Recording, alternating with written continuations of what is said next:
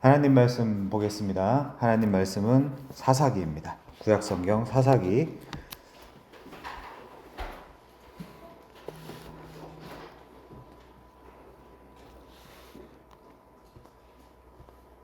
두 군데인데요. 사사기 1장 1절하고 또 마지막 절입니다. 사사기 21장 25절입니다. 제가 봉독해 드리겠습니다. 사사기 1장 1절입니다. 여호수아가 죽은 후에 이스라엘 자손이 여호와께 여쭈어 이르되 우리 가운데 누가 먼저 올라가서 가나안 족속과 싸우리이까. 이제 사사기 21장 25절입니다. 마지막 절이죠. 그때에 이스라엘에 왕이 없으므로 사람이 각기 자기의 소견에 오른 대로 행하였더라. 카이즘적으로 보시면 될 것 같아요. 1장 1절하고 21장 25절이었습니다. 사사기 강의 첫 번째 시간입니다. 이게 짧게는 제목이 여호수아가 죽은 후에, 그리고 또 길게는 여호수아가 죽은 후에 왕이 없는 이스라엘의 실존이라는 제목으로 사사기 강의 첫 시간 시작하겠습니다. 오늘 전체적으로 큰 그림을 그리면서 따라오시면 좋겠습니다. 이 큰 그림을 그리시지 않으면 좀 어려울 수 있거든요. 자, 아브라함의 후손이라고 할 수 있는 구약의 이스라엘은 신약을 사는 우리들에게 신앙생활이 어떤 것인지를 미리 보여주는 거울과 같은 존재라고 할 수 있습니다. 펑셔널 프리센스라 그랬죠. 기능적 존재. 아브라함도 마찬가지고 이스라엘도 마찬가지입니다. 그래서 이들은 우리의 즉 보편 교회를 미리 보여주는 기능적 존재라고 말씀을 드렸어요.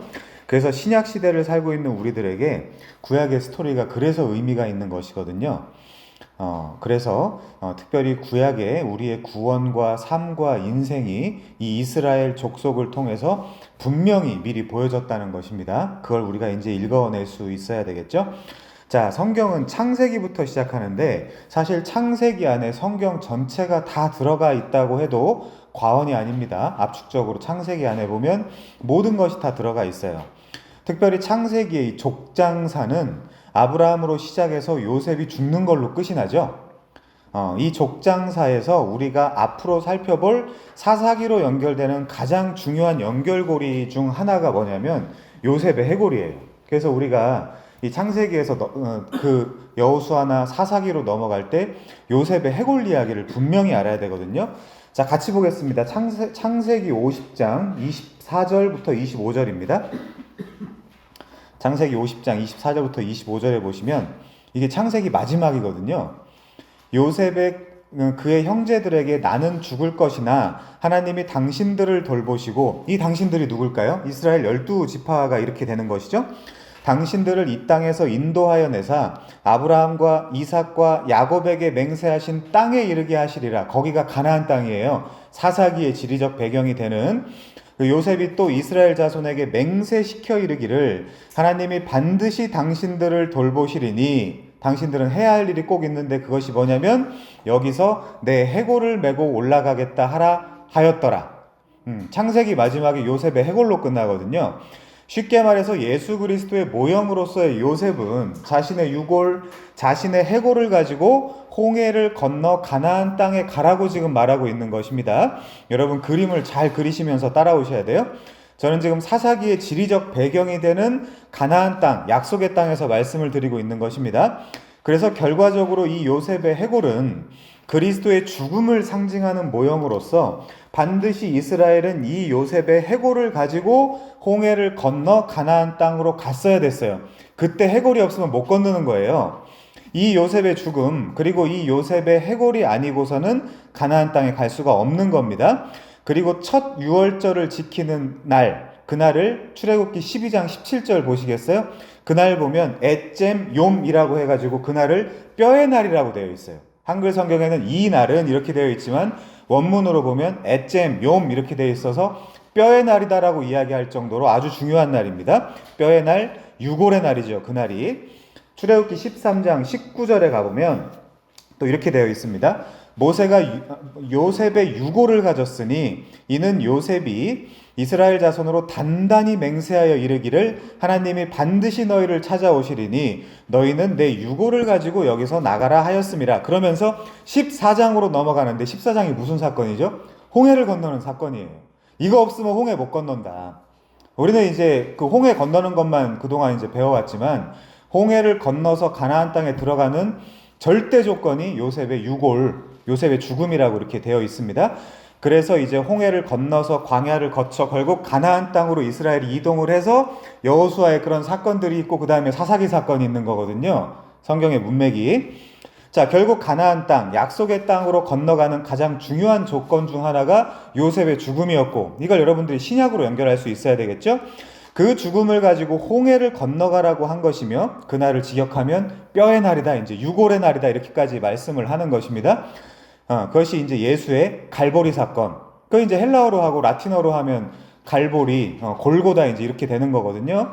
그래서 그리스도의 죽음을 통해서 우리가 구원을 받는 그림이 이 창세기의 족장 이야기에서부터 나타나 있는 거예요. 사실 구약에.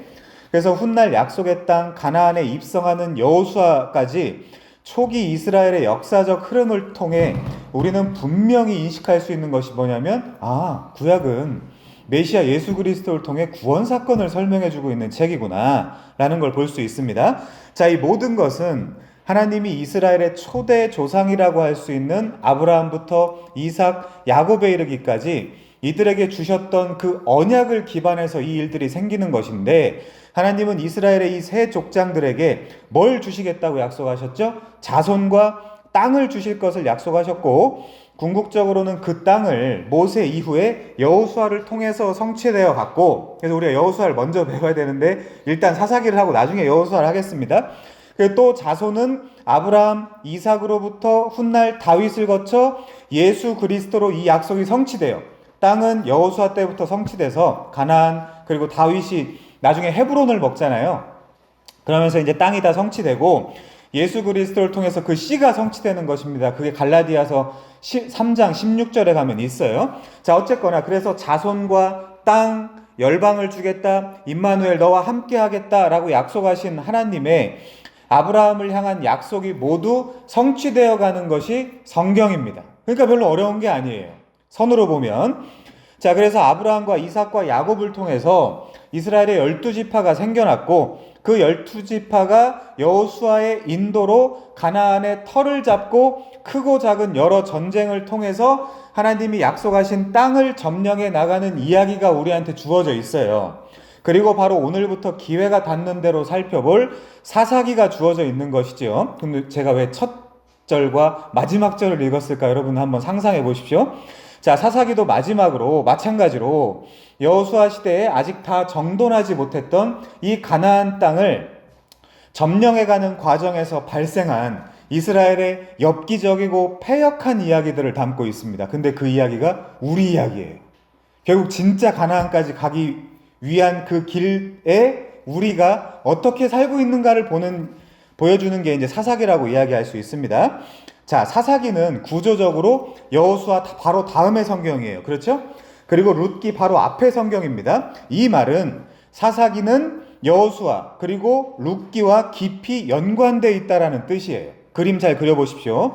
우리는 여기서 다시 한번 모든 성경은 그리스도의 십자가 사건을 중심으로 구약이든 신약이든 하나의 역사적 맥락을 가지고 성경을 읽어야 된다는 걸 깨닫게 됩니다.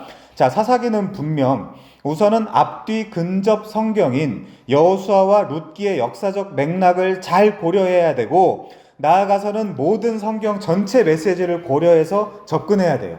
사사기 자체만 보면 의미가 없어요. 그래서 사사기를 중심으로 동시번적으로 점차 넓혀가면서 해석해야 되는 것이고, 또 나선형적으로는 넓은 성경 전체의 계시를 이 십자가라는 사건으로 좁혀가면서 봐야 되는 것이죠. 자, 이스라엘의 역사적으로 여호수아까지는 지도자가 뚜렷하게 1인 체제였다고 이야기할 수 있습니다. 지도자가 1인 체제였어요. 그래서 강력한 지도자인 모세가 있었고요. 뒤에 그를 이어서 여호수아가 하나님과 이스라엘 사이에서 중재의 역할을 감당했습니다. 물론 그저 하나님의 손에 들린 사역자들이었어요. 그래서 우리는 그들을 대단한 존재로 여길 이유는 없습니다.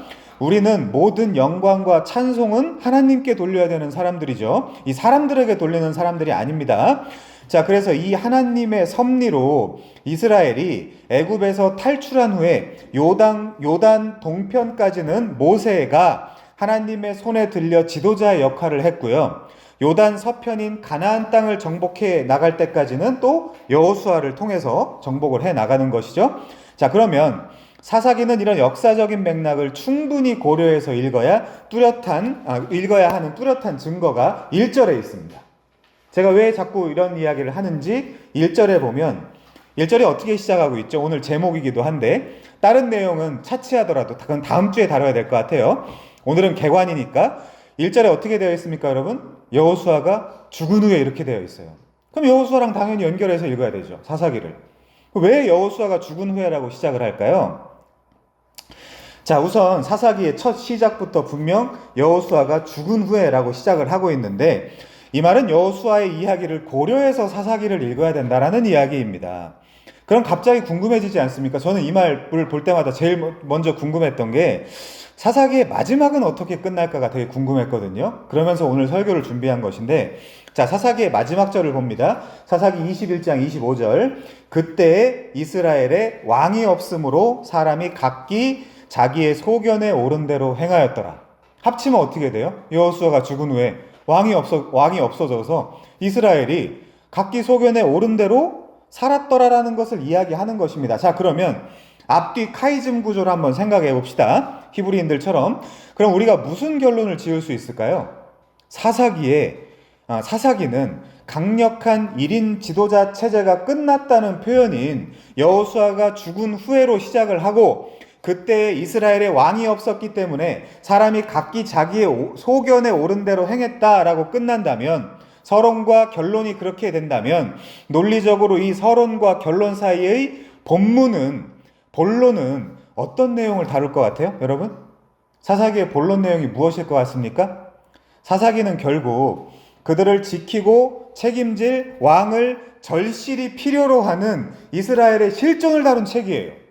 그렇죠? 논리적으로 모세와 여호수아라는 강력한 지도자가 사라지고 사사시대로 접어들면서 이들은 자신을 지도하고 인도하고 책임질 강력한 왕이 필요하다라는 것을 이 약속의 땅 가나안에서 뼈저리게 교육받는 내용이 담긴 것이 사사기입니다. 사람들은 약속의 땅 가나안에 대한 환상을 가지고 있지만 그 환상을 판판히 깨버리는 게 사사기예요. 사사기에 나타난 약속의 땅은 전혀 아름답지 않아요. 어떻게 이런 데서 살라는 거지? 근데 그 이유가 있습니다. 자, 사사기는 그러기 때문에 성경 한 줄 읽어놓고 이 한심한 사사들처럼 혹은 당시 이스라엘처럼 살아서는 안 되고 너희들이 하나님 말씀과 하나님의 뜻에 순종하고 그렇게 살라라고 너무나 성급하고 단순하게 결론 지을 수 없는 책이에요. 근데 그렇게 하고 있거든요, 사람들이. 사사시대에 하나님이 이스라엘에게 진짜 원하고 진짜 바랬던 완전히 우리가 상상할 수 없는 내용들이 담겨 있습니다. 이 사사시대에 약속의 땅 가나안에서 살던 이스라엘은 어떤 면에서 순종할 수 없는 상태에 가둬져 있어요. 자기들의 원하든 원치 않든 순종할 수 없는 상태에 갇혀 있습니다. 우리 신명기 31장 가보겠습니다. 이거 다 사사기 애들한테 하는 얘기거든요. 신명기 31장 14절이요. 여호와께서 모세에게 이르시되 네가 죽을 기한이 가까웠으니 여호수아를 불러 함께 회막으로 나아와라. 내가 그에게 명령을 내리리라. 모세와 여호수아가 나아가서 회막에 서니 여호와께서 구름 기둥 가운데에서 장막에 나타나시고 구름 기둥은 장막 문 위에 머물러 있더라. 또 여호와께서 모세에게 이르시되 너는 네 조상과 함께 누우려니와 이 백성은 그 땅으로 들어가 음란히 그 땅의 이방 신들을 따르며 일어날 것이요 나를 버리고 내가 그들과 맺은 언약을 어길 것이라. 이거 예언이거든요. 이게 무슨 말씀이냐면 약속의 땅 가나안에 가서 이스라엘은 음란하게 그 땅의 이방 신들을 따를 것이고 하나님을 버리고 하나님과 맺을 언약을 어길 것이라는 말이거든요. 근데 아직 태어나지도 않은 애들이 있거든요, 지금. 근데 얘네들이 무슨 용 빼는 재주가 있어서 하나님이 예언해 놓으신 거를 뛰어넘어서 사사기에서 하나님께 순종할 수 있습니까? 그래서 그렇게 성경을 읽으면 안 된다는 거예요, 사사기를. 걔네들은 이미 순종할 수 없는 가운데 갇혀 있어요. 사사기의 이스라엘은. 여기 음란하다는 표현은 출애굽 이후 시내산에서 맺은 언약의 장면을 성경 전체로 보면 남편 하나님과 아내 이스라엘의 결혼식으로 보기 때문에, 그걸 결혼식으로 보기 때문에 하나님을 떠나 이방 신들을 따른 것을 음란하다라고 지금 고발하고 있는 것입니다. 근데 문제가 뭐냐면 아직 절대 다수는 태어나지도 않은 사람들에게 하나님이 예언을 하신 것입니다. 그걸 누가 이겨요? 그걸 누가 이기냐고요? 그걸 이기면 그게 더 큰 하나님이죠. 인간적으로 하나님이 이게 공평하시냐 하는 문제가 됩니다. 그러니까 다 속이는 거예요, 사람들이. 이런 문제들을 안 보는 겁니다. 나아가 인간의 주권이라든지 자유의지라든지 이런 이슈들과 다 걸려 있거든요, 이 문제가. 여러분은 어떻게 생각하십니까? 그러나 오늘 바로 제가 말씀드리고 싶은 부분이 이 사사기와 그리고 연결해서 생각하면 하나님이 광야와 약속의 땅에서 실제 하시고자 하는 목적이 뭐냐 이거예요. 왜 얘들을 순종하지 못하는 데에다 가두어뒀냐 이거예요. 왜? 그걸 우리가 찾아야 되는 거죠. 자, 18절부터 21절도 좀 봅시다. 또 그들이 돌이켜 다른 신들을 따르는 모든 악행으로 말미암아 내가 그때 반드시 내 얼굴을 숨기리라. 아직 태어나지도 않았다니까요. 많은 사람들이 나를 위하여 이스라엘 자손에게 증거가 되게 하라. 그러므로 이제 너희는 이 노래를 써서 이스라엘 자손들에게 가르쳐 그들의 입으로 부르게 하여 이 노래로 나를 위하여 이스라엘 자손들에게 증거가 되게 해라. 내가 그들의 조상들에게 맹세한 바 젖과 꿀이 흐르는 땅으로 그들을 인도하여 드린 후에 그들이 먹어 배부르고 살찌면 돌이켜 다른 신들을 섬기며 나를 멸시하여 내 언약을 어기리니 그들이 수많은 재앙과 환난을 당한 후에 그들의 자손이 부르기를 잊지 아니한 이 노래가 그들 앞에 증인처럼 되리라. 나는 내가 맹세한 땅으로 그들을 인도하여 드리기 전 오늘 나는 그들이 생각하는 바를 아노라. 아직 태어나지도 않은 애들이 많다니까요. 아주 불순종을 주제로 만들어서 불순종의 노래를 만들어서 부르고 다니라는 겁니다. 미리부터 내용은 가나안 땅에서 우리는 절대로 하나님을 만족시킬 순종을 하지 않을 것이고 오히려 가나안의 문화와 종교를 받아들이게 될 것이라는 겁니다. 이 하나님, 여러분 어떻게 생각하세요? 아직 태어나지도 않은 자들의 가나안 땅의 생활도 포함되는 것인데 그럼 가나안 땅에서 잘못 살아가는 자들의 책임은 누구 것이죠? 바로 이런 질문이 우리가 하나님을 너무 작게 만드는 거예요. 이런 질문이. 그래서 애써 외면하는 거예요, 사람들이. 너무 버젓이 나와 있는 것도. 자, 27절부터 30절입니다. 내가 너희의 반역함과 목이 곧은 것을 아나니 오늘 내가 살아서 너희와 함께 있어도 너희가 여호와를 거역하였거든 하물며 내가 죽은 후의 일이랴. 모세가 하는 얘기거든요, 이거. 내가 죽은 후에 너희가 어찌 살지 뻔히 다 보인다. 너희 지파 모든 장로와 관리들을 내 앞에 모아라. 내가 이 말씀을 그들의 귀에 들려주고 그들에게 하늘과 땅을 증거로 삼으리라.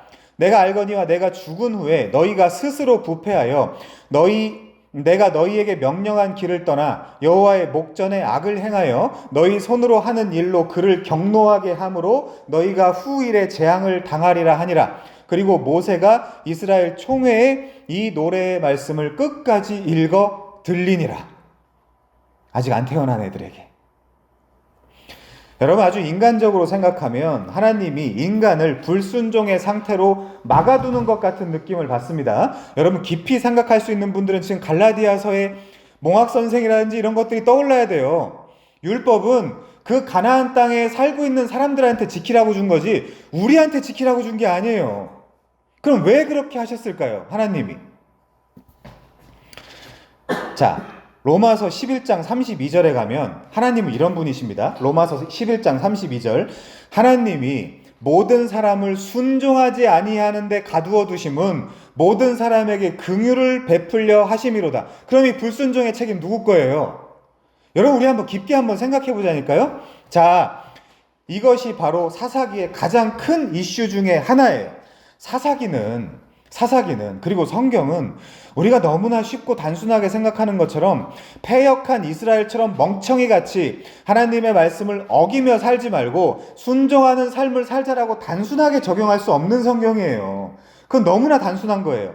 오히려 사사시대의 지리적 배경이 되는 이 가나안 땅에 들어오기 전에 하나님은 모세를 통해 약속의 땅에서 순종의 삶을 살아가는 것이 목적이 아니고 다른 데에 관심이 있는 거라고 지금 알려주고 있거든요. 모세오경에서 이미. 그래서 우리는 성경을 대할 때 짧든 길든 문맥을 따라서 읽어야 돼요. 문맥을 따라서 생각을 해야 돼요. 그럼 하나님의 가나안 땅에서의 관심은 대체 뭘까요? 가나안 땅에서의 관심은 아까 말씀드렸잖아요. 얘는 왕을 찾아야 된다니까요. 왕을 필요로 해야 된다니까요. 얘네는 그걸 폭로당해야 돼요. 지금 언제요? 여호수아가 죽은 후에 2번 나오는데 이스라엘에 왕이 없으므로 잠언에도 나오죠. 묵시가 없으면 백성이 방자히 행한다고. 그 필요성을 절실히 깨달아야 되는 성경이기 때문에 정말 엽기적이어야 돼요. 이스라엘의 행동과 삶이, 그들의 신앙이. 그 의도로 지금 사사기를 허락하신 거라니까요. 하나님이. 그럼 아주 세게 이야기하면 불순종하라고. 불순종해서 어떻게 하라고요? 너네가 누구인지를 한번 봐라. 너네가 누구인지를 한번 봐라. 자, 모세는 가나안 땅에 들어갈 이스라엘 백성들에게 악담을 퍼부었죠. 가나안 땅에 들어가면 하나님을 즉각 배반할 거다 너네들은. 그런 존재다. 그런데 이 말을 여호수아도 한 적이 있어요. 한번 볼까요? 여러분 이거 다 읽진 않겠습니다. 여호수아 24장 14절부터 25절까지를 보시면서 이 강론을 들어주십시오. 거기에도 여호수아가 나는 나와 내 집은 하나님만 섬길 것인데 너네는 못할 거야 이렇게 이야기하고 있거든요. 왜 이렇게 이야기하는 걸까요? 모세와 여호수아가 나는 그렇게 할 거지만 너네는 그렇게 못할 거야. 자, 쉽게 말하면 하나님도 모세도 심지어 여호수아도 사실 아무도 이스라엘이 가나안 땅에서 하나님만 섬기고 하나님만 사랑하고 하나님께만 순종하며 하나님과 맺은 언약을 철저히 지킬 것이라고 지금 아무도 생각하고 있지 않아요. 누구만 생각하고 있냐? 그들 당사자들과 우리만 생각하고 있는 거예요. 그렇게 착각을 하는 거예요, 지금. 그럼 갈라디아서의 율법 이야기들이 왜 주어졌는지 아시겠죠? 자, 그러면 분명하게 이 하나님의 예언이 있는 마당에 이스라엘이 무슨 수로 가나안 땅에서 율법을 지키면서 살겠습니까? 하나님은 가나안 땅에서 율법을 지켜서 그러나 너희들은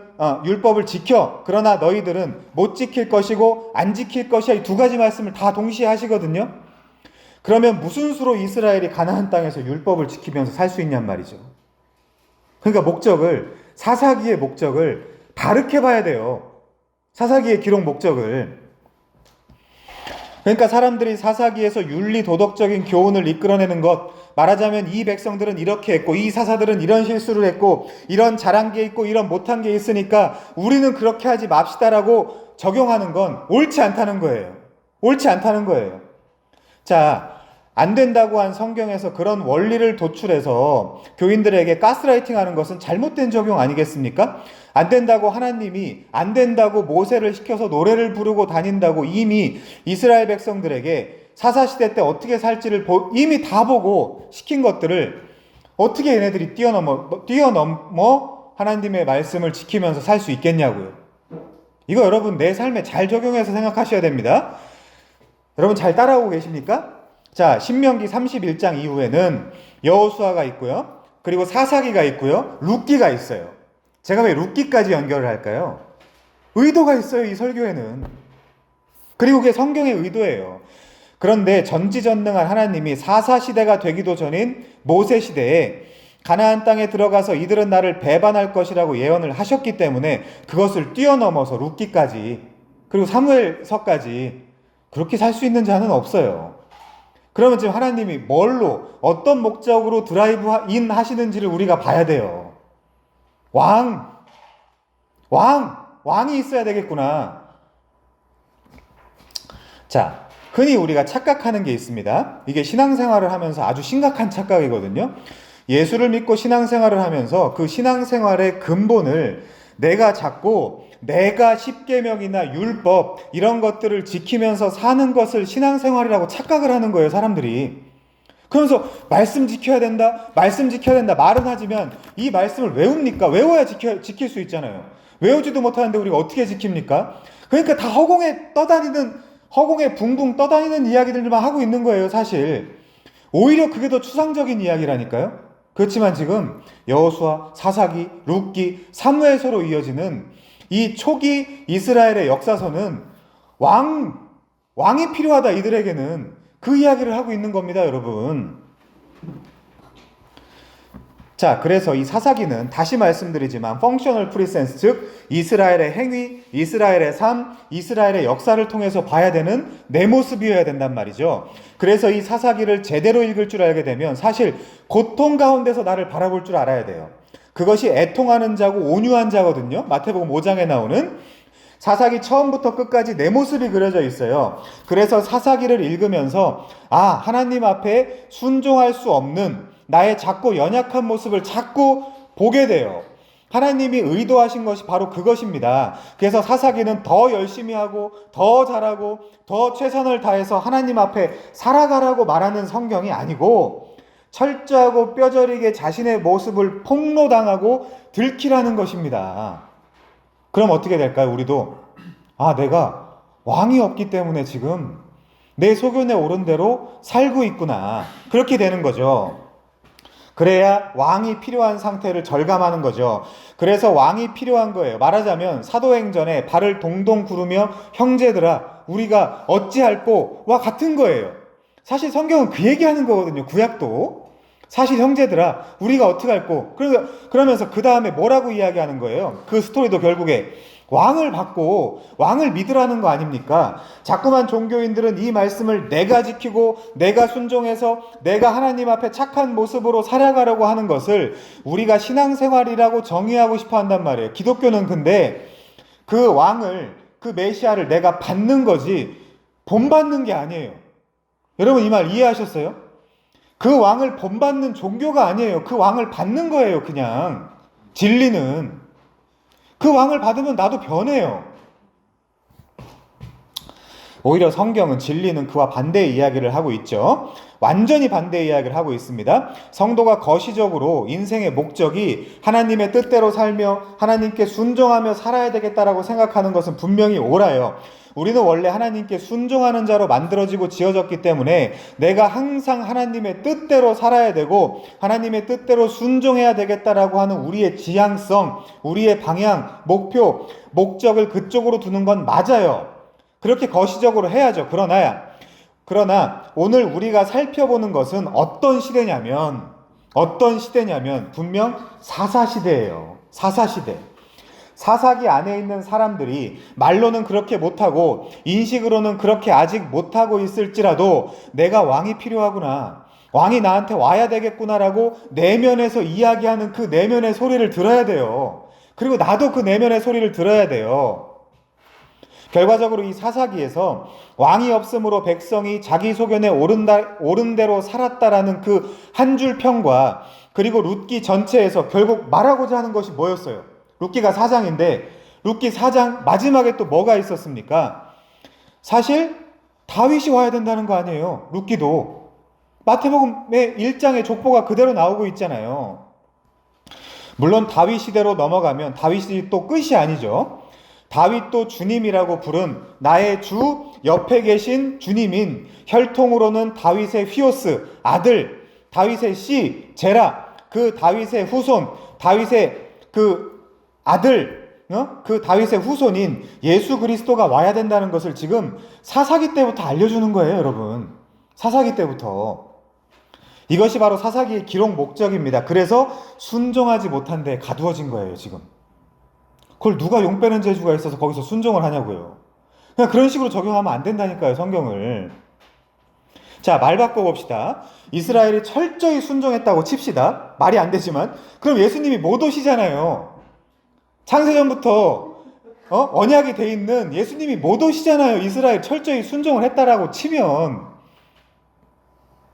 성경 전체 스토리가 어떻게 꼬이는지 이제 아시겠습니까? 그게 여러분 예수님식으로 이야기하면 너는 나를 넘어지게 하는 일종의 마귀라는 것입니다.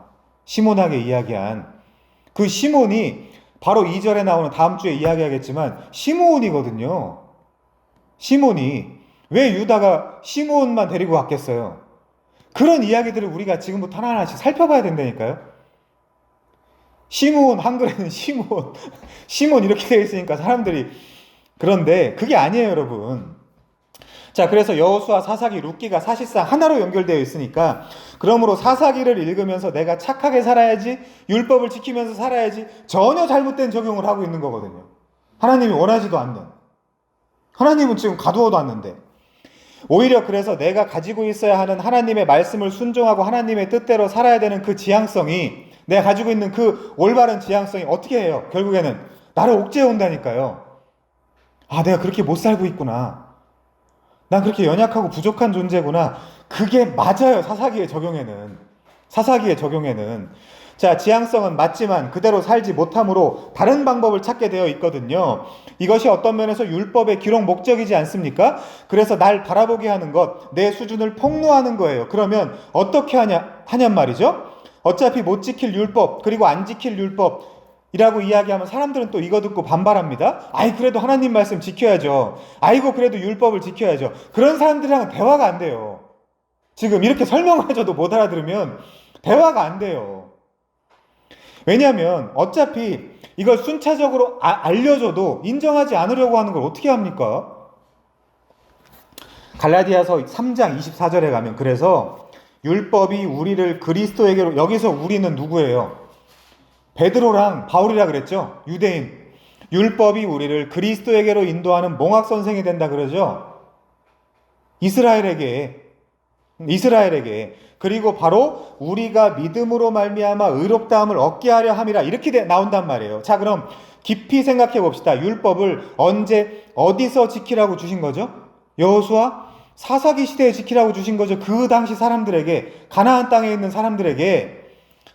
그럼 사사시대로 생각해보면 가나안 땅에서 지키며 살아야 된다라고 주신 율법이 뭐가 된다는 거예요? 바울의 해석에 의해서는 되려 몽학선생이 되어 그리스도의 필요성을 느끼게 해주는 목적이 율법에 있다니까요.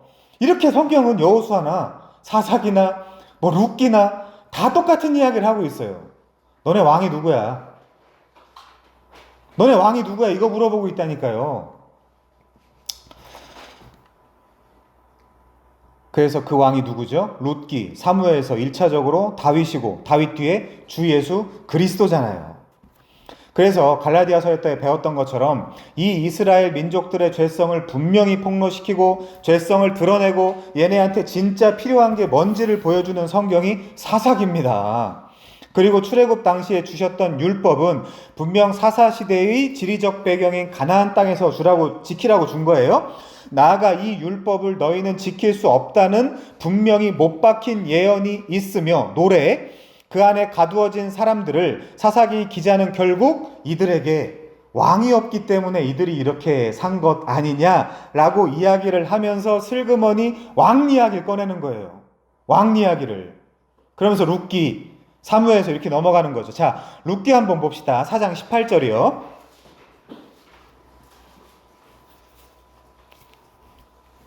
룻기 4장 18절입니다. 이에 보아스가 룻을 맞이하여, 보아스가 누구의 역할을 하는지 아시죠? 아내로 삼고 그에게 들어갔더니 여호와께서 그에게 임신하게 하심으로 그가 아들을 낳은지라. 여인들이 나오미에게 이르되 찬송할지로다. 여호와께서 오늘 내게 기업 물을 자가 없게 하지 아니하셨도다.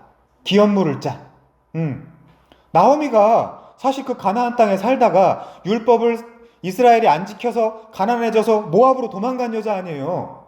그 베이트레헴은 가난해져서는 안 되는 동네예요. 사실 빵집이란 뜻이거든요. 거기가 파리바게트란 뜻이에요. 거기가 파리바게트에 빵이 없으면 어떻게 됩니까? 에브랏은 또 거기가 에브랏이라고 되어 있는데 거기는 곡물창고란 뜻이에요. 일부러 그런 이름들을 주신 것입니다. 하나님이.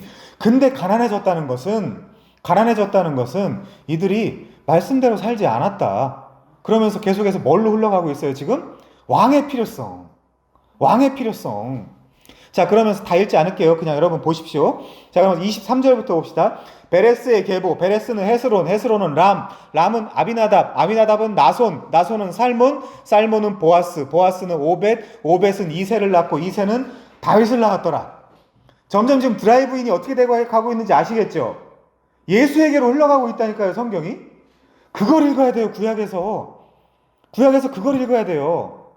자, 물론 사사기 중간중간에 사사들, 즉 예수 그리스도가 앞으로 하실 일의 모형들을 가지고 살아가는, 우리가 다 살펴볼 거예요. 사사들이 도대체 예수의 모형으로 어떻게 살았는가를 살펴보겠지만, 그 이스라엘의 지도하고 인도하는 처지, 그러니까 사사들이 드러나긴 하는데, 그럼 그 사사들이 죽으면 어떻게 됩니까? 다 죽잖아요, 사사들이.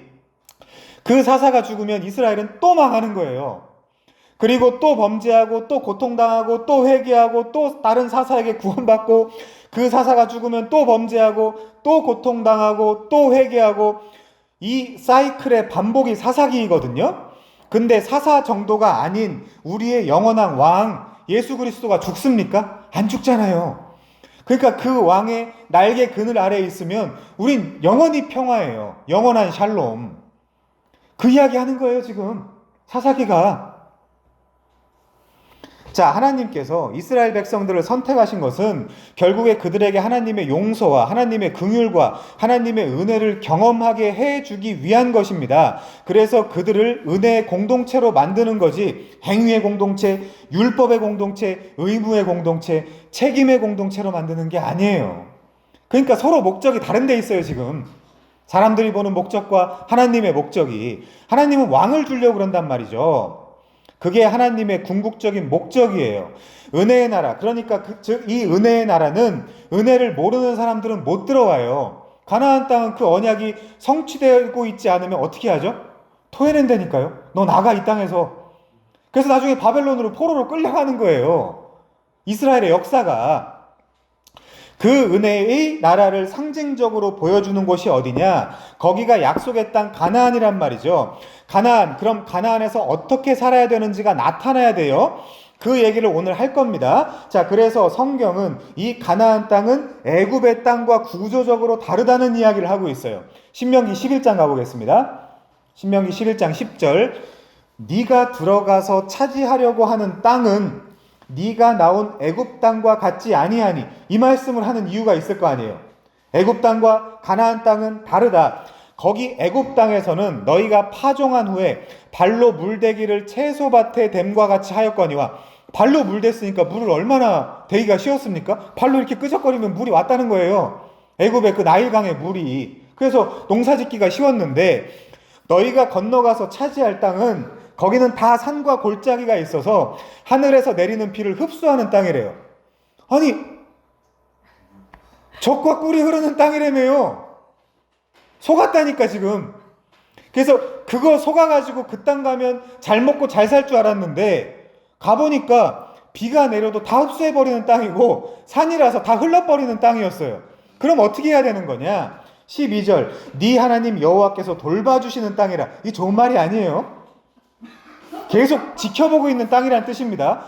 그래서 잘하면 농사 잘 짓게 해주고 못하면 농사 못 짓게 해준다는 땅이에요. 그래서 룻기가 가난해진 거예요. 베들레헴이 못 살아서, 율법을 안 지켜서. 연초부터 연말까지 내 하나님 여호와의 눈이 항상 그 위에 있느니라. 얼마나 부담스러워요. 얼마나 부담스러워요. 이 가나안 땅이라는 데가.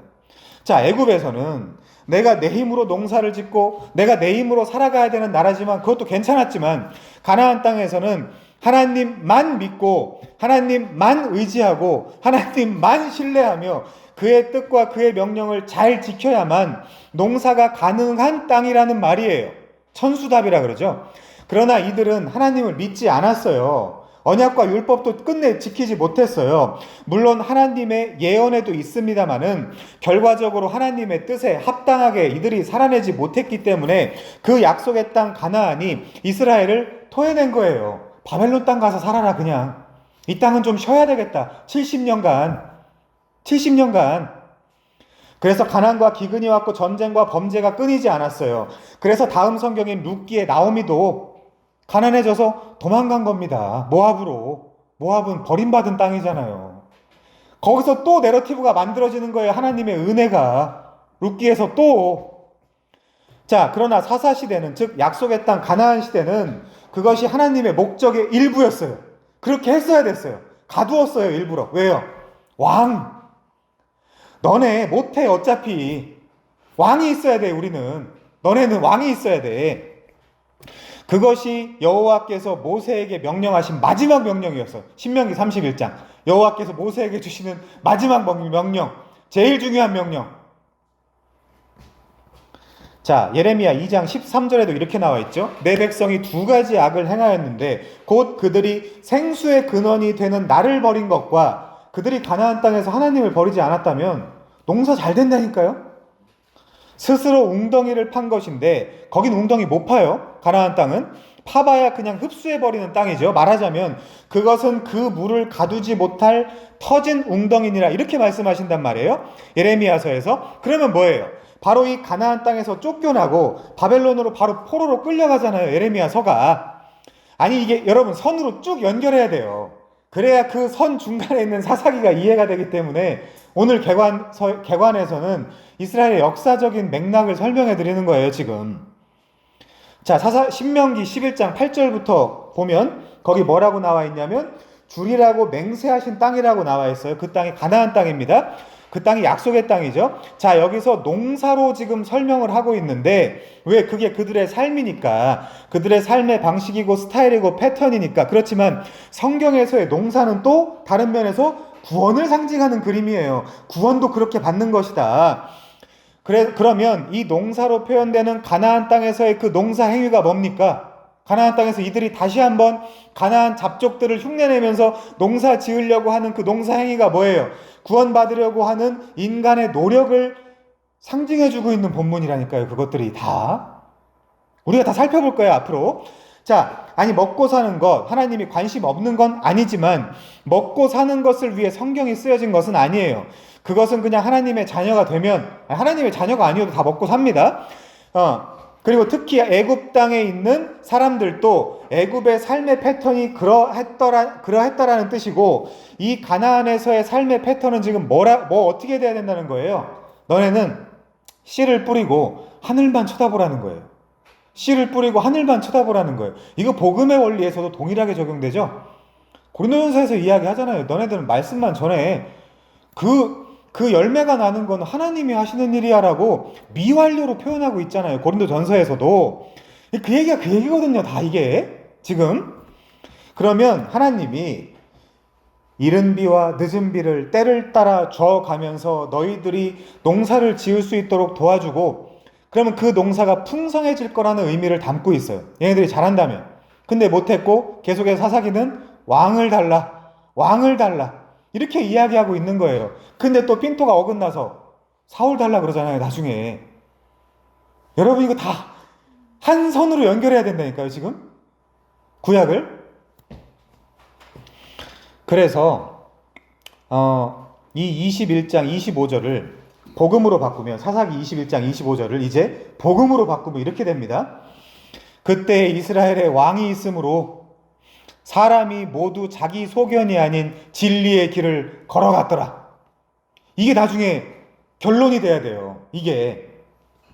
그럼 그 사사기에서 제일 중요한 핵심 단어는 뭐예요? 왕이죠. 왕이죠.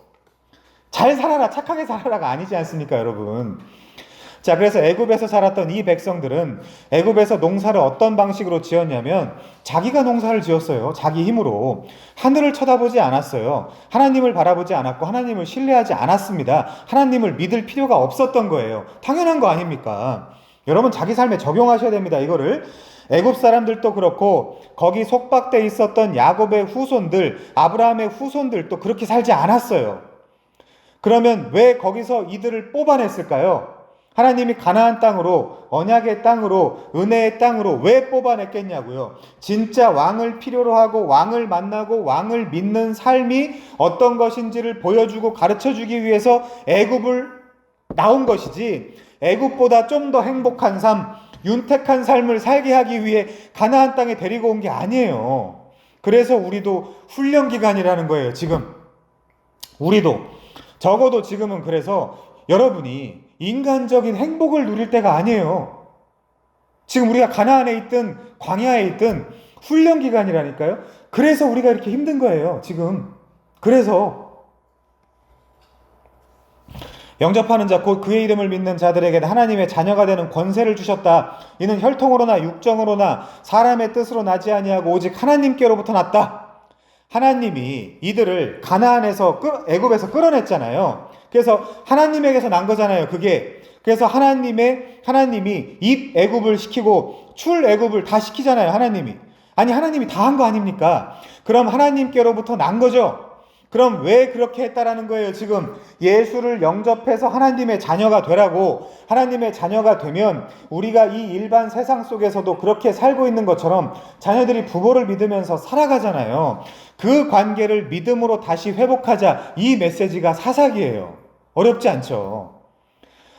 근데 아직 분명한 왕이 오지 않았어요. 그래서 자기 소견에 옳은 대로 사는 거예요. 그래서 사사기 처음부터 끝까지 정말 인간의 무지함, 추악함, 더러움이 적나라하게 표현되어 있는 겁니다. 사사기의 메시지는 필연적으로 여러분 세질 수밖에 없어요. 저의 설교가 센 게 아니라 사사기 메시지가 세기 때문에 저의 설교가 앞으로 세질 텐데, 왜 그러냐면 사사기는 인간의 실존에 대한 입장을 더하거나 빼거나 하는 그런 가감을 하지 않아요. 있는 그대로 설명합니다. 뒤로 가면 갈수록 사사기가 얼마나. 그래서 여러분 중에 실제 그 왕을 바라고 있지 않고 그 왕을 믿지 않고 왕만을 앙망하고 있지 않으며 내 행위대로 살고 있는 사람들은 아마 이 사사기의 메시지가 굉장히 불편할 거예요. 그 얘기하는 거거든요. 사사기는. 자, 이 사사기의 지리적 배경이 되는 가나안 땅에서는 내게는 믿음도 없었고 나는 하나님을 사랑하지도 않았고 율법을 지키지도 않았고 오히려 하지 말라는 것만 골라서 했고 하라는 것은 하지 않았고 나는 정말 추악했고 더러웠고 교활했다. 나의 그 실존들이 온통 폭로되는 현장이 바로 사사기입니다. 그래서 가나안 땅은 자기 힘이 필요 없는 곳이고 자기 힘으로 살 수 없는 곳이에요. 그런 사상을 갖고 가나안 땅, 약속의 땅에 들어왔다면, 그런 반대적 사상을 갖고 들어왔다면 이 땅이 우리를 토해낼 거예요. 이 땅이. 그걸 우리가 읽을 줄 알아야 돼요. 그래서 이 성경의 삶의 원리가 싫다면 그 가나안 땅에 남아있는 잡족들 있죠. 가나안 7족속으로 대표되는 그 사람들의 생활 관습을 따라가면서 살면 돼요. 그게 그대로 신약으로 넘어오면 이생의 자랑, 안목의 정욕, 이런 것들로 세상의 가치를 따라 살더라. 하나님의 백성들이 그 이야기 하는 거거든요.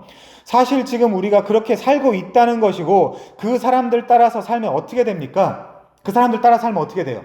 가나안 땅 사람들 따라서 살면 포도송이가 이만한 거 열려요. 포도송이가. 그거 보고 정탐꾼들이 속은 거. 좋은 땅 아니야? 정탐꾼들은 물론 믿음의 사람들이었지만 나머지 사람들이 속은 거예요. 거기 가면 우리가 풍족하게 살 수 있겠다. 근데 막상 갔더니 아니었죠. 그래서 이 사람들이 하나님의 백성이라고 하면서 사사시대를 살면서 그런 포도송이가 있었어요? 없었어요? 없었죠. 배고팠죠. 가난해진단 말이에요. 이스라엘이 그 가나안 땅에 들어오자마자 가난해져요. 들어오자마자 그런 포도송이가 없어요. 분명 하나님 뜻대로 그 가나안 땅에 살면 배도 굼지 않을 것이고 풍족하게 될 거라는 약속이 있음에도 불구하고 그렇게 못했어요. 가나안 땅에서 가나안 원주민들이 자기들의 농사 방식으로 지어서 소출했던 그만한 포도송이가 열리지 않았어요. 그 말은 뭐냐면 하나님 뜻대로도 살지 않았고 그리고 가나안 땅의 원주민들의 삶의 방식도 완전히 따라간 게 아니에요. 차든지 뜨겁든지 해야 되는데 이것도 아니고 저것도 아닌 삶을 살았어요. 이스라엘이. 말하자면 여기 이만큼 저기 저만큼 대충 발을 반반씩 걸쳐놓고 어떨 때는 하나님 따라가고 어떨 때는 가나안 신들 따라가는 우리의 삶이잖아요. 그게 어떨 땐 세상 따라가고 어떨 땐 하나님을 따라가는 삶, 그걸 따라가고 있다는 거예요. 지금 여러분 진짜 구원받을 만한 믿음, 구원받을 만한 행위를 우리가 지금 갖고 있나요? 아니에요. 없어요. 왕이 끌고 가야 돼요. 왕이 끌고 가야 돼요. 우리도 지금 정확하게 사사기는 그 이야기하고 있다니까요. 왕이 있어야 되겠다. 여러분, 그래서 사사기는 폭로의 책입니다. 앞으로 폭로가 점점 더 짙어질 텐데 그러면서 이게 중간중간 드러나는 메시아의 그림자, 즉 사사들을 통해 잠시 잠깐 구원받으면서 살면서도 진짜 왕을 기다리는 성경이 사사기입니다. 애굽에서는 내 힘과 내 노력과 내 힘으로 살아갈 수 있었지만 가나안 땅에서는 정확하게 그 힘 빼는 훈련을 하는 곳이에요. 왜냐하면 내 방법으로 농사를 짓는 것이 아니라 하나님의 방식으로 농사를 져야 되니까. 근데 씨 뿌려놓고 하나님만 쳐다보는 게 쉽겠냐고요. 불안하지 않겠어요? 불안하지 않겠어요? 당연히 불안하죠. 그때 발동해야 되는 두 글자가 뭡니까? 믿음이에요, 그게. 그래서 신자들 보고 너희는, 의인은 믿음으로 말미암아 살아라 라고 이야기하는 겁니다. 그 자들만 하나님의 백성이고 그 자들만 천국을 가는 거예요, 결과적으로. 얘네가 정탐을 해가지고 젖과 꿀이 흐른다면서 결국 하나님의 은혜로 이 땅에 들어왔지만 모든 사람들이 다 좋아했을까요? 이 땅에 들어온 그 삶의 방식이? 아니에요. 아직도 우리가 교회 안에서도 보고 있지만 아직도 내 힘으로 살아가고 그것이 너무나 익숙한 자들에게 이 가나안 땅의 삶의 패턴은 고통 그 자체예요. 특별히 능력이 있는 사람들에게, 특별히 부자들에게. 그 부자가 신약에 나오는 그 부자예요. 그래서 그 땅에 여호수아에서 제일 처음에 구원받은 사람이 직업이 뭐예요? 한글 성경에는 기생으로 되어 있지만 그게 창녀라니까요. 그게 제일 처음에 구원받은 사람이 직업이 창녀예요. 라합. 그래서 이 성경은 모두가 다 은혜예요. 정말 은혜가 아니고서는 성경이 풀리질 않아요. 걔가 제일 처음에, 그래서 족보에, 예수 그리스도의 족보에 버젓이 딱 올라가 있는 거 아닙니까? 그 창녀가. 그래서 예수님도 오자마자 누구랑 놀았어요? 창녀들이랑 놀았다니까요. 창녀들이랑 고기를 탐하고 술을 즐기는 자다. 뭔가 이상한 자다. 그 예수, 그 가난한 자에게 뭐라고 했어요? 부자들이. 저게 무슨 메시아냐? 그러니까 교회를 다녀도 교회를 다니는 것과 믿음 생활하는 것과는 아무런 상관이 없을 수 있습니다. 물론 교회 다니는 사람들 중에 믿음이 있겠죠. 그렇지만 교회를 다닌다고 해서 모두 믿음이 있는 건 전혀 아니에요. 마치 사사시대의 이스라엘 백성들처럼 다 좋아하지 않았다니까요. 그래서 그냥 하나님이 다 챙겨주시고 다 먹여주시고 하는 땅에서 그냥 공짜로 얻어먹으라는 겁니다. 공짜로 포도주와 젖을 사래요, 하나님이. 그래서 가나안 땅에 들어가서는 이제 죄라는 게 뭘로 나타나냐면 애굽 방식의 삶이 죄로 나타나요. 가나안 땅에서는 애굽 방식의 삶, 애굽의 사고, 애굽의 사상, 애굽의 프레임, 애굽의 이데올로기, 이런 것들이 다 죄로 나타나요. 속박의 땅이잖아요. 애굽이 미주라임, 쭈르, 속박. 속박의 땅에서의 삶이 바로 죄란 말이죠. 그러니까 어떻게 보면 이스라엘은 애굽에서 나와서 광야 40년 동안을 걸었던 그 과정과 똑같이 이 가나안에서의 과정을 또 살아보는 거예요. 또 훈련이에요. 예수 그리스도가 재림하기 전까지는 계속 훈련이에요, 여러분. 광야 끝나고 가나안에 들어가서 이제 말하자면 우리도 광야 끝나고 이제 그네 타고 놀고 이제 뭐 이러는 것이 아니란 말이에요. 똑같은 훈련의 장소입니다. 지금 우리가 그렇듯 물론 예수님이 재림하시고 나서야 모든 것이 다 끝나겠죠. 그들이 애굽에서 나와서 광야에서 살 때 하나님께서 뭘 주셨죠? 만나를 주셨죠. 근데 잘 생각해 보십시오, 여러분. 그 만나는 매일매일 주셔서 그들을 불안하게 합니까? 아니면 한 달치씩 줘서 최소 한 달은 걱정 없이 믿음 없이 살게 합니까? 하루씩 주죠? 하루 지나면요, 썩잖아요. 그럼 얼마나 불안하겠냐고요. 다음날 양식이. 그 훈련을 사사기에서 똑같이 반복하는 거예요. 다음날 만나가 내려오지 않으면 어쩌지? 그 사람들이 어떻게 하죠? 저장하죠. 광야에서는 자기들이 농사를 지어서 산 것이 아니고 하나님께서 매일매일 만나를 주심으로써 살아간 거잖아요. 근데 만나가 자고 일어났는데 안 주면 어떡하지? 내일 없으면 어떡하지? 그 무슨 씨름이죠? 그게 믿음의 씨름이잖아요. 믿음의 싸움이잖아요. 하나님이 주무시면 어떡하지? 날 잊으시면 어떡하지? 이 가나안 땅에서야말로 어떤 마음을 가지고 살아야 되냐면 동일한 마음을 가지고 살아야 되는 것입니다. 그러니까 하나님이 주실 거야. 하나님이 주실 거야. 이게 뭐예요? 두 글자로. 믿음이잖아요. 출애굽기 16장 15절부터 35절까지를 보면 결국 이 이스라엘은 그 불안을 참지 못하고 며칠분을 더 거들어갔다가 만나는 썩어버리고 하나님께 혼나는 메시지가 기록되어 있어요. 그 얘기가 이야기입니다. 광야에서는 내일 또 하나님이 주시겠지 하는 그런 믿음을 가지고 살면 되는 거예요. 그래서 광야는 자기 마음대로 행동을 못하는 곳이에요. 광야라는 말 자체가 말씀으로 훈련받는 곳이라 그랬죠. 하나님이 이스라엘 백성들을 광야에서 왜 그토록 훈련시키셨느냐? 너희들이 들어가서 살아야 될 땅이 그런 원리로 돌아가고 있다는 것을 미리 보여주신 거예요. 가나안 땅에서도 하늘만 바라보며 살아야 되잖아요. 그리고 그걸 우리에게도 똑같이 지금 요구하고 계신 것입니다. 그래서 눈에 보이는 모세와 여호수아가 죽고 중간중간 사사들이 일어나기도 했지만 물론 하나님이 부르셨죠. 결국은 왕이 없었기 때문에 자기 소견에 옳은 대로 살았던 이스라엘이 지금 폭로되고 있는 거예요. 그럼 신약을 사는 우리는 여기서 뭘 배워야 될까요? 두 가지입니다. 우리에게는 왕이 필요하구나. 그리고 그 왕은 가나안 땅에서 지금 믿음을 요구하시는구나. 끝! 이겁니다, 여러분. 그것을 못했기 때문에 구약이 실패의 역사고, 광야에서도 이들은 실패했기 때문에 새 세대에게 바톤을 넘겼고, 가나안에서도 이들은 실패했기 때문에 이제 온 인류의 왕이 이 역사 속으로 뚫고 들어온 거예요. 뭐라고 하면서요? 내가 해야 되겠다. 내가 해야 되겠다. 인간은 당장 눈에 보이는 것이 없고 손에 잡히는 것이 없으면 불안을 느낀단 말이죠. 그래서 사사기는 하나님의 백성들을 가나안 땅에 집어넣어 놓고 너희들이 나를 믿느냐 안 믿느냐를 계속해서 지금 바라보고 있는 거예요. 세초부터 세말까지. 여호와의 눈이 어디 있다고요? 가나안 땅에 있다고요? 다른 데 관심이 있다 없다? 없다. 여호와의 눈은 그 땅에만 가 있다. 그 땅이 지금 어딘데요? 우리잖아요. 지금 우리. 이따 설명해 드리겠지만 우리가 천국이에요. 우리가. 그래서 이 당시에 케레브 하나 들어갔어요. 케레브가 뭐냐면 갈렙이에요. 갈렙. 갈렙이 무슨 뜻이냐면 개라는 뜻입니다, 여러분. 갈렙은 여호수아라는 어떤 면에서의 그 당시의 왕과 여호수아는 히브리어로 예수라 그랬죠? 예수, 헬라어로. 그 왕과 함께 들어간 개, 케레브. 신약에도 그대로 나오는 그림이죠. 그림 언어란 말이에요, 구약은.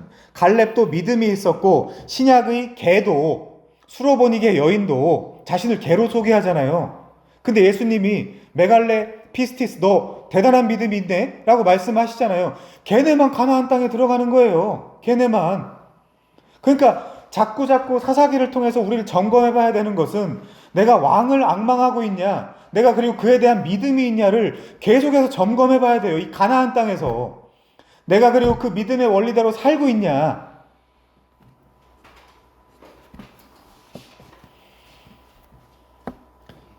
자, 이 사사기에서도 여호수아라는 그 출중한 지도자가 사역을 접게 되고 그 다음에 이 사사기서는 눈에 보이는 지도자가 없어요. 지금 없어요. 1절에도 그렇게 나와 있잖아요. 사실상 눈에 보이는 지도자가 없는데 이 전체를 처음부터 끝까지 이 사사시대에 가나안 땅으로 이끌고 갈 사람은 없어요. 사사들도 픽업된단 말이죠. 이런저런 모양과 방식으로 잠깐씩 픽된단 말이에요. 사사들도.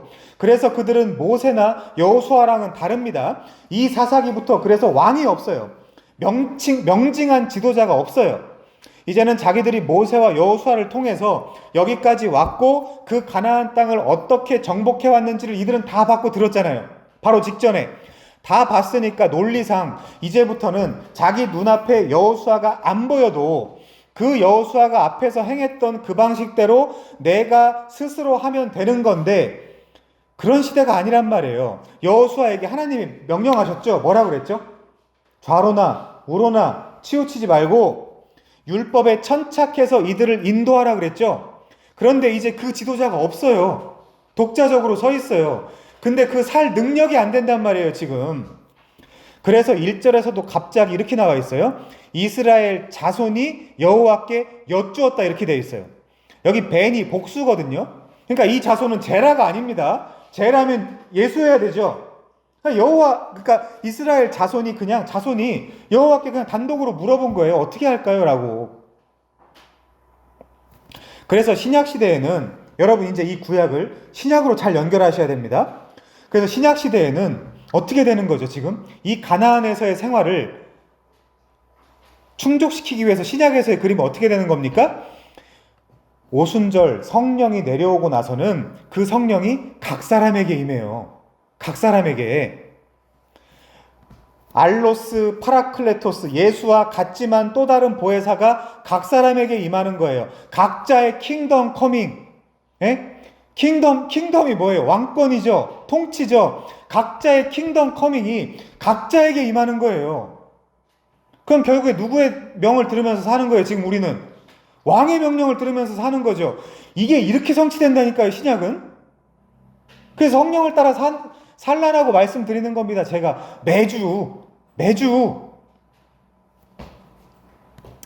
각자의 킹덤 커밍, 왕권, 말쿠투, 엘로힘, 바실레이안 투, 때우, 하나님의 통치가 각기 임하는 거란 말이에요. 이제는 그래야 왕의 뜻대로 살 수 있는 겁니다. 그 모임을 교회라 그러잖아요. 그래서 우리도 그렇게 살게 해 주시겠지라는 그 믿음, 아주 단순하지만 그 믿음을 가지고 그렇게 걸어가는 거예요. 하나님이 그러시죠. 진짜 왕이신 하나님이 말씀하십니다. 내 왕을 내가 시온에 세웠다, 이렇게 말씀하시죠. 하나님이.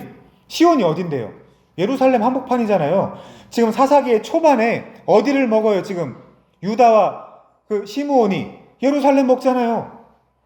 거기서 왕을 찾아야 된다니까요. 결국에는 그 왕이, 진짜 왕이, 이 세운 왕, 내가 시온에 왕을 세웠다고 하는 그 왕을 통해서 살아가야 된다라고 점점 압박하기 시작하는 성경이 사사기입니다. 그래서 사사기의 마지막이 뭘로 끝나는 거예요? 말하자면 마라나타로 끝나는 거예요. 왕이 와야 되겠다. 그리고 그 사사기와 사무에서의 가교 역할로 룻기가 그 왕의 족보로 끝내는 것이고, 이스라엘은 그래도 정신을 못 차리고 자신들의 진짜 왕이 누가 되어야 하는지를 못 알아보고 누구를 선택한다고요? 이제 샤알, 요청하다라는 1인칭 단수동사거든요. 사울을 주십시오, 우리의 왕으로. 그때 하나님이 탐탁해 하세요? 아니에요. 아니죠, 전혀. 저 왕은 내 왕이 아니야. 그 혈통은 아니야.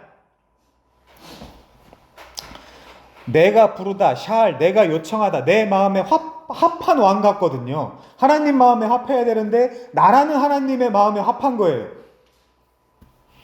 왜 그렇죠? 효자였거든요. 거기다가 키도 컸거든요. 외모도 준수하고 행위로는 또 흠이 없어요, 이 사람이. 근데 하나님은 어떻습니까? 외모를 보지 않는다 그러죠, 그 문맥에서. 그리고 하나님은 이새의 13번째 말째 아들, 그러면서 하나님이 내가 너를 이스라엘의 주권자로 세웠다 그래요. 다윗에게.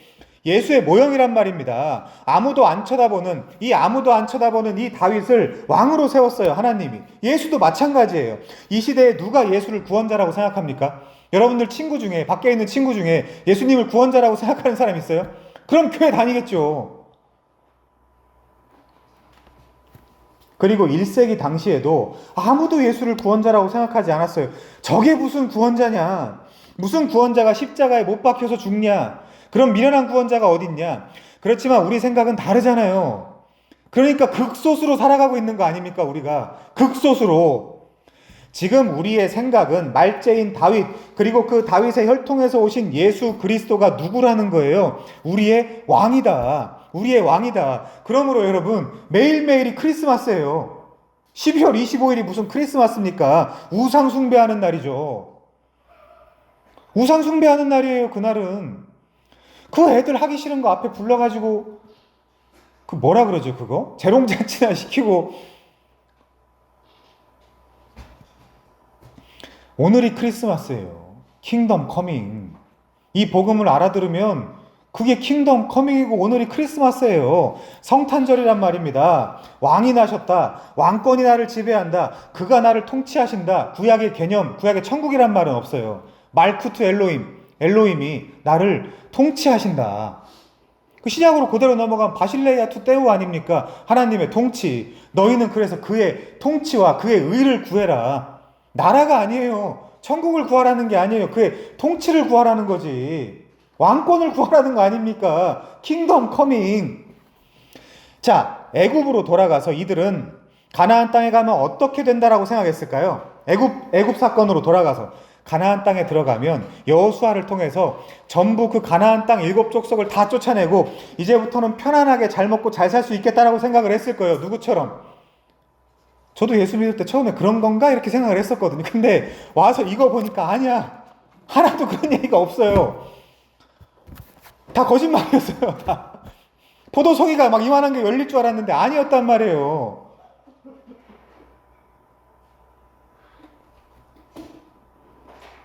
그리고 실제 우리가 생각하는 것이, 예를 들면 이 세상에서 예수를 믿고 구원받으면 즉각 훈련으로 돌입할 거라고 생각하는 사람은 아무도 없었죠.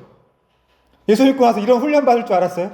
저는 몰랐거든요. 만약에 그랬으면 다시 한번 깊게 생각해 봤을 텐데, 이런 거였으면. 그래서 모두가 예수 믿기를 작정했을 그 초기에 이제 말은 그렇게 안 해도 모두가 다 예수 이용해서 잘 먹고 잘 살게 되겠지라고 생각을 해서 저도 그랬다니까요. 근데 이제 신앙생활을 해보고 하나님께서, 성령께서 진리를 열어주시고 성경을 이제 보는 눈을 주시고 하나님의 뜻을 우리에게 펼쳐 보여주시니까 그게 아니구나, 이렇게 성경을 통해서 깨닫고 오늘 또 사사기를 통해서 또 깨닫는 것입니다. 진짜 신앙생활이 뭔지. 사사기에서 그렇게 안 나오잖아요. 전혀. 또 훈련이에요. 그리고 그 훈련 끝나면 또 훈련이에요. 내가 얼마나 추하고, 내가 얼마나 답이 없고, 내가 얼마나 하나님의 뜻대로 살지 못하고, 내가 얼마나 믿음이 없는가를 계속해서, 그리고 끊임없이 여러 가지 다양한 이벤트들과 사건들, 내러티브들로 자꾸자꾸 보여주는 겁니다. 그러면서 왕이 없으면 이렇게 될 수밖에 없다. 우리는 왕을 기다려야 된다. 왕이 어서 오시옵소서. 마라나타 마라나타의 현실을 끊임없이 그려내주고 있는 성경이 바로 사사기입니다. 여러분, 이스라엘의 역사를 함축적으로 말씀드리면 배도의 역사예요. 불신의 역사란 말이에요. 불순종의 역사입니다. 배도하고 또 맞고 또 회개하고 또 하나님이 용서해 주시고, 그럼 또 먹고 살만하면 또 배도하고 또 하나님을 배신하고, 또 이제 하나님은 치시고, 그럼 또 이들은 회개하고, 또 그럼 하나님은 용서해 주시고, 구원해 주시는 이 사이클이 반복되는 것이 사사기의 정확한 사이클이거든요. 그거 지금 누가 하고 있는 거예요? 제가 하고 있잖아요. 제가 하고 있잖아요. 이제 우리 오늘은 개론이고 계속해서 아주 그 구체적인 사건들로 들어가서 살펴보겠지만, 그 사건들이 그냥 반복되는 거예요. 그냥 알아들으라고. 너네가 이런 존재고, 너네들은 은혜가 필요하고 왕이 필요하다라고.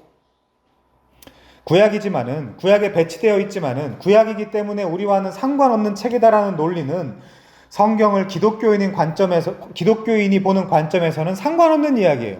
그래서 은혜를 아는 자는, 은혜를 받은 자는, 아, 내가 사사기에 있는 그 가장 추하고 비열하고 악랄하고 죄악된 그 인간이 바로 나구나. 그래서 왕이 필요하구나 라고 이야기를 하게 되어 있는 겁니다. 그래서 어떤 면에서 다이렉트로 이방인에게 적용되지 않는다 하더라도, 왜 우리는 분명히 이방인이니까, 민족적, 혈통적으로는 이방인이지만 성경이 있으니까 이 구속사의 흐름을 볼 수 있잖아요. 창세기부터. 그래서 우리가 율법을 보고 죄를 깨닫는 건 아니에요. 십자가를 보고 깨닫는 거예요. 이방인들은 율법 없는 이방인이란 말이에요. 우리는 율법을 받은 적도 없고 신의 산에 간 적도 없어요. 그렇지만 이 구속 역사의 흐름을 알 수 있는 하나님께서 주신 성경이 있잖아요. 그걸 통해서 우리한테 적용을 하는 겁니다. 정당하게. 그러므로 나의 죄의 깊이와 넓이와 높이를 볼수록 그 은혜의 필연성, 그리고 그 은혜 때문에 만족하며 살아가는 성도라는 자리로 우리가 착석할 수 있게 되는 거죠. 그래서 사사기를 통해서 그런 것들을 우리는 깨달아가는 겁니다. 그래서 그 이스라엘이 이제는 바로 나다. 하나님과 싸워서 하나님과 함께 해서만 이길 수 있는 자. 그 뜻이라 그랬잖아요. 하나님과 함께 해서 싸워서 이기는 자. 라는 뜻인데, 그 이스라엘, 하나님을 이기는 자가 아니고, 물론 하나님을 이겨먹으려고 하는 심보는 있지만 그게 아니고, 우리의 죄성이 그 점점 더 하나님과 함께 해야만 이 모든 것들을 이길 수 있는 자로 드러나는 거예요. 그 하나님이 우리를 포기하지 않는 겁니다. 그래서 사사시대 사람들만 왕이 없으므로 자기 마음대로 행동하는 게 아니잖아요. 우리도 똑같잖아요. 그래서 지금 보세요. 사사시대에는 하나님이 이스라엘 백성들에게 여호수아라는 사람을 가나안을 정복시키게 하게 하고 여호수아라는 사람을 통해서 이제 눈에 보이는 지도자가 있었는데 지금은 없잖아요. 그러면 지도자가 없을 때 어떻게 되겠어요? 인간은 눈앞에 있는 지도자를 계속 원하게 된다라고 말씀을 드렸죠. 그렇지만 그게 아니다라는 겁니다. 자, 그래서 우리는 사사기를 보면서 나타나는 진짜 우리의 고백은 나는 왕권이 필요한 사람이었구나 라는 것들을 점점 더 깨달아가야 된다라는 것이죠. 그래서 이제 훗날 이 가나안 땅에서 이 사람들은 쫓겨납니다. 바벨론 포로로 끌려가고 그게 바벨론 유수죠. 그래서 그 바벨론 포로로 끌려가는 것도 사실은 깊게 생각해보면 하나님의 사랑인 것이고, 그리고 그 모든 것을 경험한 후에야 메시아가 이 땅에 내려오는 것, 그것도 하나님의 사랑인 겁니다. 거기까지 역사가 흘러가는 거예요. 그 중간 과정에 사사기를 하나님이 배치시키면서 우리더러 뭘 배우라고 하시느냐? 하나님의 사랑을 배우라고 하시는 거죠. 그래서 우리가 지금 수준에서는 이 모든 나한테 벌어지는 이 모든 고난이나 고통들을 해석할 수 있는 능력이 안 되고 미래를 못 보고 내가 중간에 끼어 있기 때문에 과거만 보이고 이에 이 사건이 결과적으로 어떤 열매를 가져올지를 모르기 때문에 원망이 나오지만 그렇기 때문에 불평이 나오지만 그렇지만 조금만 더 가보자는 것입니다. 사사기를 공부하면서 같이. 자, 그래서 이 사사기에서 지독하게 말을 안 듣고 자기 마음대로 살고자 했던 우리가 결국에는 이렇게 되는 거죠. 그때 이스라엘에 왕이 없으므로 자기 소견에 옳은 대로 행하였더라가 결국에 이스라엘 그들의 결말이 아니잖아요. 그게 끝이 아니잖아요. 그 다음에 룻기도 열리고 사무엘서도 열리고 다윗도 오고 그리고 다윗이 가지고 있는 그 상징성으로서의 훗날 다윗의 씨 제라를 통해서 메시아 예수 그리스도가 또 오시잖아요. 그 이야기가 계속 반복되고 있는 것입니다. 그러면 조금만 더 생각을 해보면요. 눈에 보이지 않는 예수님이 뭐라 그래요? 나 가도 내가 다시 올 거야. 나 가도 내가 다시 올 거야. 그러면서 성령이 오셨다 그랬죠. 각 사람에게. 그렇죠? 그래서 그런 원리에서 지금 우리한테는 왕이 있어요, 없어요? 있죠. 성도는 분명히 왕을 따라 살고 있는 거예요. 그 원리에서. 그래서 그 왕이 이 사사기서와 전체 성경을 통해서 뭘 가지고 살라고 요청하시고 요구하시냐면 믿음을 가지고 살라고 하는 거예요. 계속해서 그것들을 이제 말씀을 드리는 것입니다. 자, 이제 조금만 더 볼게요. 사사기 3장 1절부터 6절 봅니다. 사사기 3장 1절에서 6절. 거의 다 끝났어요. 거기 바로 위에 소제목은 그 땅에 남겨두신 사람들이에요. 누가 남겨뒀다는 뜻이죠? 하나님이 그 땅에 남겨두신 사람들입니다. 자, 일부러 하나님이 대적을 남겨놨어요. 왜 그랬을까요? 아까 초반에 말한 그 이유 때문에 그래요. 1절 여호와께서 가나안의 모든 전쟁들을 알지 못하는 이스라엘을 시험하려 하시며, 이거예요. 얘네들도 이 시험을 겪어야 될 거 아니에요. 지금 우리가 겪고 있는 것처럼. 이스라엘 자손의 세대 중에 아직 전쟁을 알지 못하는 자들에게 그것을 제가 이 전쟁을 앞으로 풀어드릴 거예요. 사람 죽이는 게 전쟁이 아니에요. 그것을 가르쳐 알게 하려 하사 그 전쟁의 의미를 남겨두신 이방 민족들은 블레셋의 5 군주들과 모든 가나안 족속과 시돈 족속과 바알, 헤르몬 산에서부터 하맛 입구까지 레바논 산에 거주하는 히위 족속이라. 남겨두신 이 이방 민족들로 이스라엘을 시험하사 여호와께서 모세를 통하여 그들의 조상들에게 이르신 명령들을 순종하는지 알고자 하셨더라. 어떻게 했을까요? 당연하죠.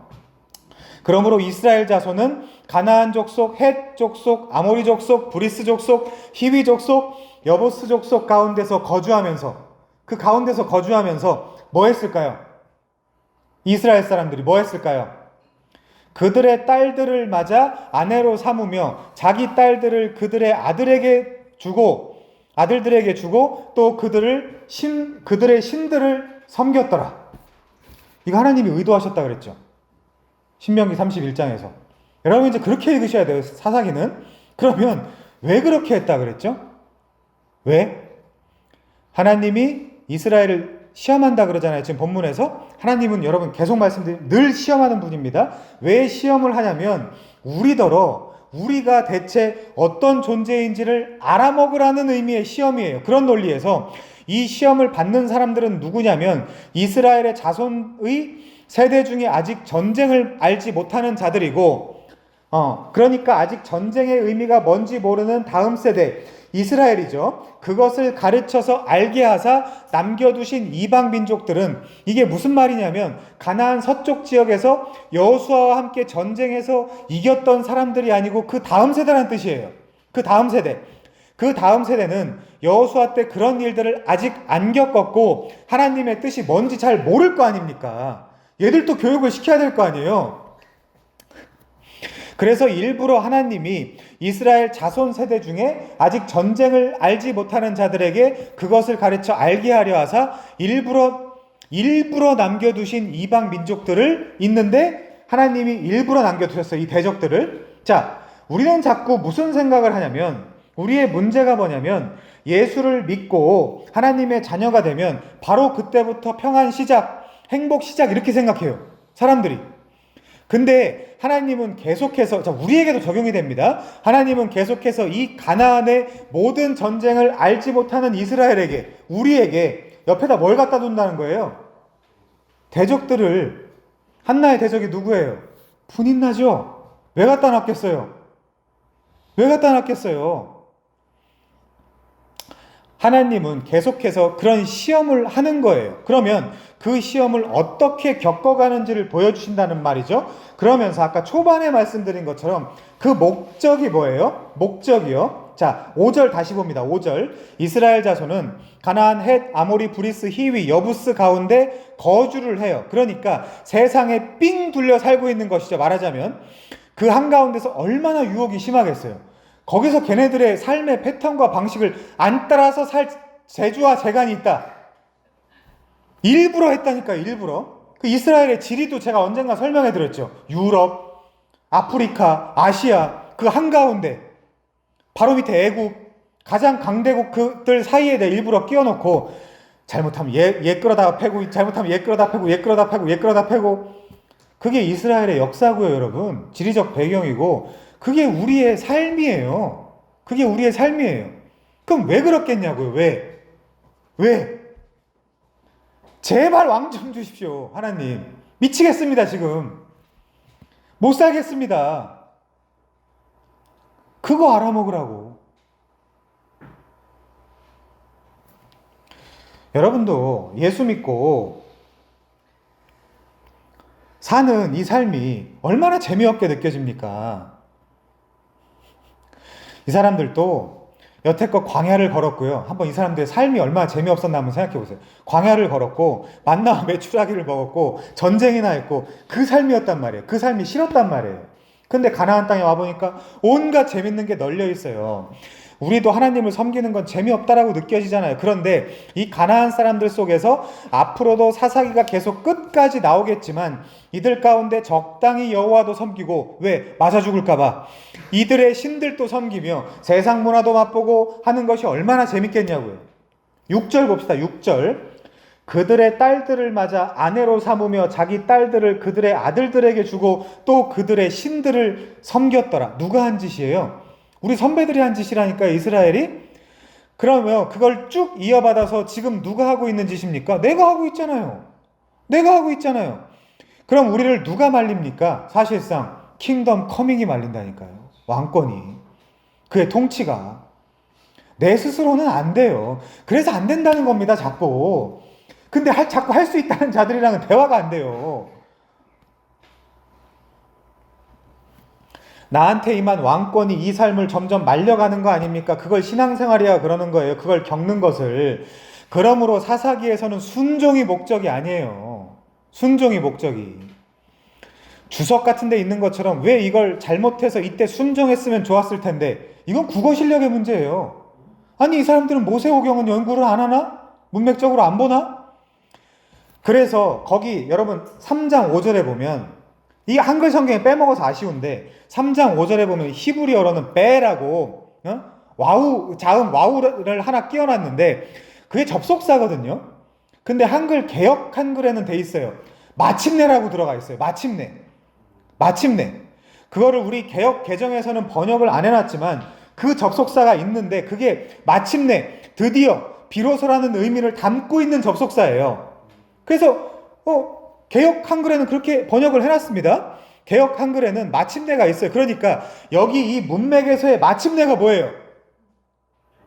마침내 좋은 의미예요, 지금?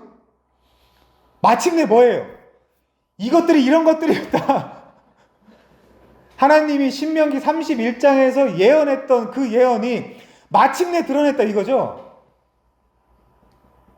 그걸 보셔야 된다고요. 그래야 우리가 왕이 필요한 상태로 간다니까요. 그게 성경의 원리예요. 그래서 이 문맥에서의 마침내가 사실 사사기의 기록 목적을 아주 잘 설명해주고 있는 단어예요. 사사시대를 허락하신 목적을 가장 잘 표현한 단어입니다. 초반에 뭐라 그랬어요? 31장에서 모세에게 마지막으로 지시한 내용, 이 가나안 땅, 약속의 땅에 들어가서 불순종을 할 것이다. 그리고 내가 세팅해 놓을 것이다. 불순종 가운데 가두어 둘 것이다. 이 가나안 땅, 약속의 땅에서 너넨 그렇게 살 수밖에 없다. 결국 사사기는 그 마침내 죄를 범하더라. 앞 뒤에도 계속 많습니다. 이 마침내가 하나만 소개한 거죠. 마침내, 비로소, 드디어 이들의 불순종의 역사가 드러났다. 시작되었다. 마침내 죄를 범하더라. 그것을 설명하는 것이 사사기입니다. 그러면 왕. 자, 가나안 땅에 와서도 드디어 마침내, finally, immediately 죄를 짓더라. 그런 표현이 그 의미란 말이죠. 그럼 사사기를 읽어놓고서 여러분 한번 잘 생각해 보세요. 우리가 어딘가 사사기 설교를 들을 때 사사기 한 줄 읽어놓고 우리 이렇게 하지 맙시다. 그거 마귀예요. 그렇게 해야 돼요. 그거 얘들처럼 해야 된다니까요. 사사기처럼. 잘 따라하고 계신 거 맞아요. 이거 오해하면 안 되는데. 이거 오해하면 진짜 큰일 나는데. 사사기 한 줄 읽어놓고 우리 착하게 살았어야 되는데 이야기가 맞아요? 틀려요? 틀리죠. 틀린 거죠. 그러면 드디어 너희들은 하나님을 떠나서 우상 숭배하는 자들이라는 정체성을 확 폭로당하고 있는 것이죠. 그래서 율법을 지키라는 것은 오히려 이스라엘의 죄를 드러내는 목적이 있었던 것이고, 이 가나안 땅에서 이들은 철저하게 자신을 폭로당하고 왕의 그리스도의 필연성을 보게 하는 목적으로서 구속사 중간에 끼어 있는 책이란 말입니다. 근데 이 첫 단추를 잘 껴야, 제가 그래서 이번 주에 좀 고생했거든요. 사사기 전체 좀 약간 정리하느라고. 이 첫 단추를 잘 껴야 중간에서 여러분 죄송합니다. 제가 사사기를 잘못 봤어요. 이렇게 안 할 수 있어요. 그래서 오늘 개관이 조금 복잡할 수 있지만 어쨌거나 사사기를 공부하면서 그러면 어떤 게 나와야 정상이냐. 내가 진짜 하나님 보실 때 부족한 인간이구나. 난 진짜 신자가 아니구나가 나와야 정말 사사기를 제대로 본 것입니다. 그래서 그게 끝이 아니죠. 그걸 깨달은 자에게 은혜와 용서, 긍휼 이런 것들이 가치가 있는 거예요. 그렇지 않고 누가 하나님의 사랑과 용서를 구합니까? 내가 꽤 괜찮은 사람이라고 생각하는 사람이 무슨 하나님의 은혜를 구해요. 그래서 우리가 사도 바울의 깨달음이지만은 로마서 11장 32절에 하나님이 모든 사람을 순종하지 못하는데 가두어 두심은 모든 사람에게 긍휼을 베풀기 위해서다라고 이야기하는 겁니다. 이 원리를 바울은 안 거예요. 근데 종교인들은 못 알아들어요. 아니 무슨 하나님이 불순종하는데 가두어뒀냐. 그렇게 나온단 말이에요 사람들이. 여러분도 대화하시다 보면 그거 다 경험하시잖아요.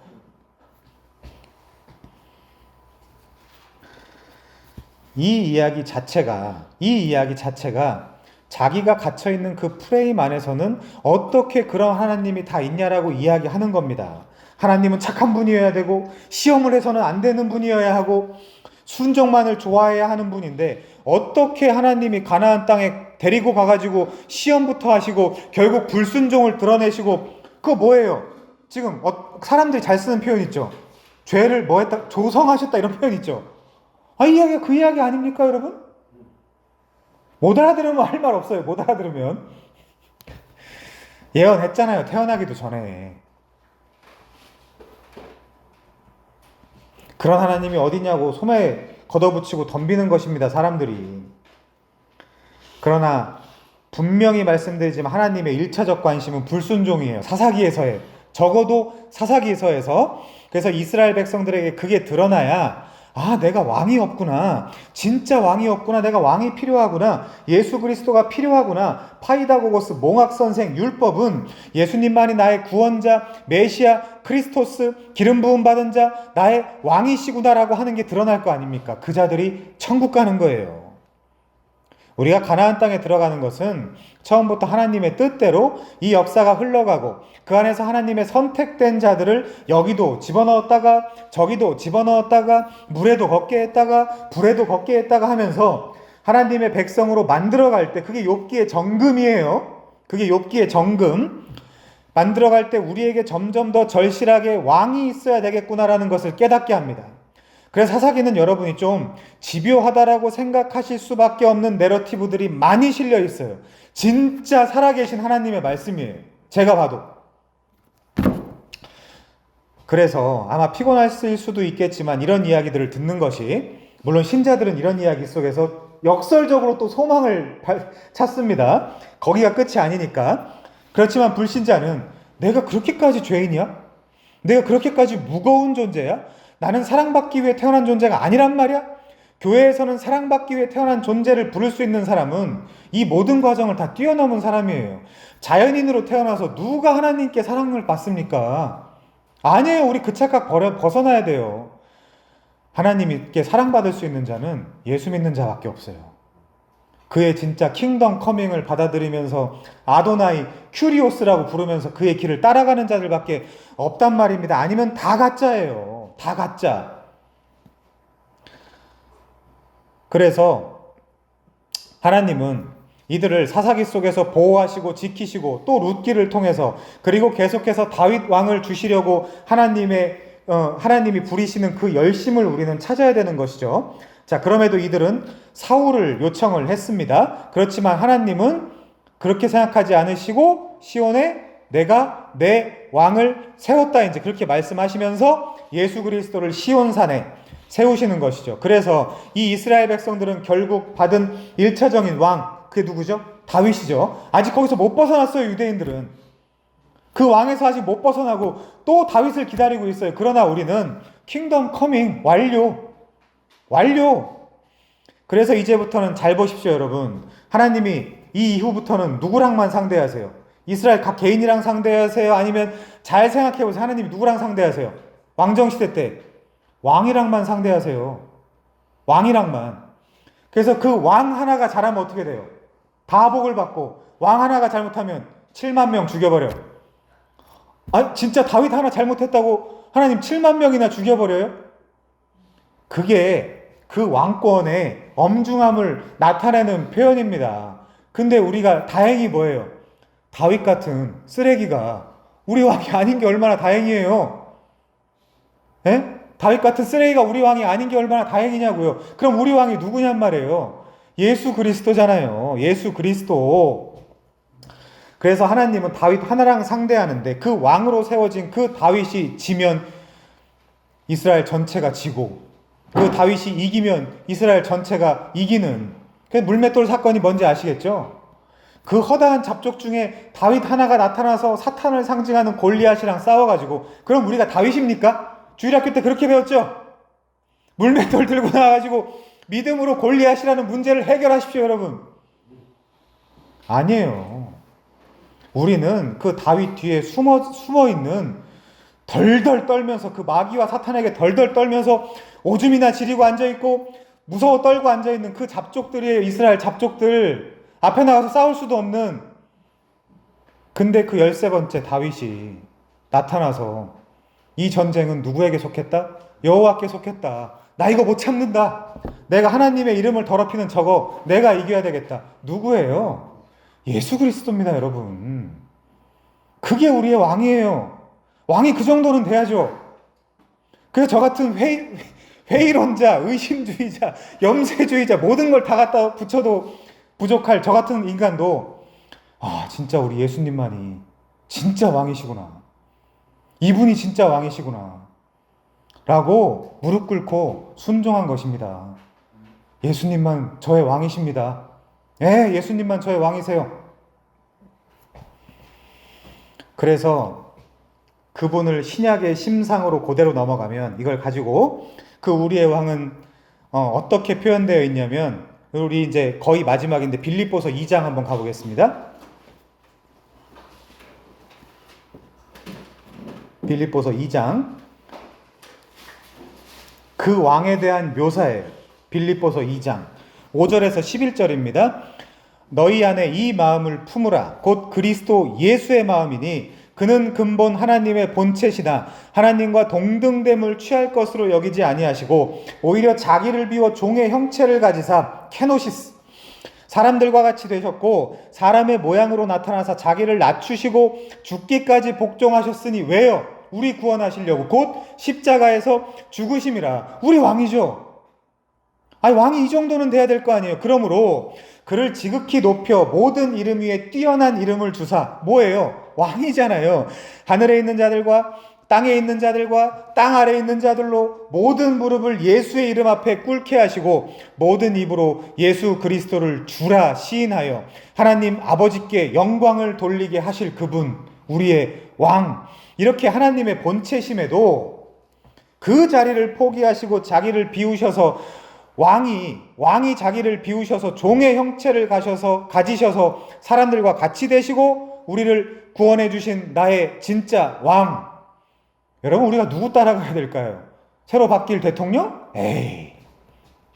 전 대통령? 에이. 아니에요.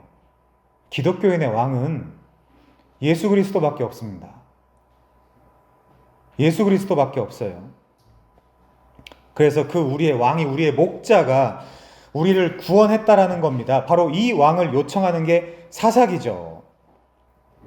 이게 다 왕에 대한 이야기잖아요. 그래서 결과적으로 사사기는 여호수아가 죽은 후에 왕이 없어 자기 소견대로 살던 이스라엘을 고발하는 동시에 룻기, 그 다음 바로 뒷성경 룻기, 사무엘서로 구속사가 연결되고 이어지면서 결국 누구의 후손으로? 다윗의 후손으로 오실 우리의 왕 예수 그리스도를 소개하는 책입니다. 마지막으로 하나만 찾아볼게요. 누가복음 1장 10절이에요. 오늘 성탄절이니까 이걸 읽고 끝내야 돼요. 왕이 오셨단 말이에요, 여러분. 누가복음 1장 10절입니다. 오늘 다윗의 동네에 너희를 위하여 구주가 나셨으니 곧 그리스도 주시니라. 너희가 가서 강보에 쌓여 구유에 뉘어 있는 아기를 보리니 이것이 너희에게 표적이 될 것이다. 호련히 수많은 천군이 그 천사들과 함께 하나님을 찬송하여 이르되 지극히 높은 곳에서는 하나님께 영광, 땅에서는 하나님이 기뻐하시는 사람들 중에 평화. 동방 박사들도 왕이 나셨다면서 예물을 가지고 가죠? 누구에게요? 예수님에게. 그래서 그런 논리에서 오늘이 크리스마스 성탄절입니다. 여러분, 성탄 즐기세요. 여러분, 그러면 여러분의 왕은 누구십니까? 여러분은 진정 하나님의 의도와 목적대로 서 계신지요? 앞으로 우리가 사사기를 통해서 그거를 점검해 볼 때 하나님께서 은혜를 우리에게 주시기를, 부어주시기를 소망해 보겠습니다. 같이 기도하겠습니다.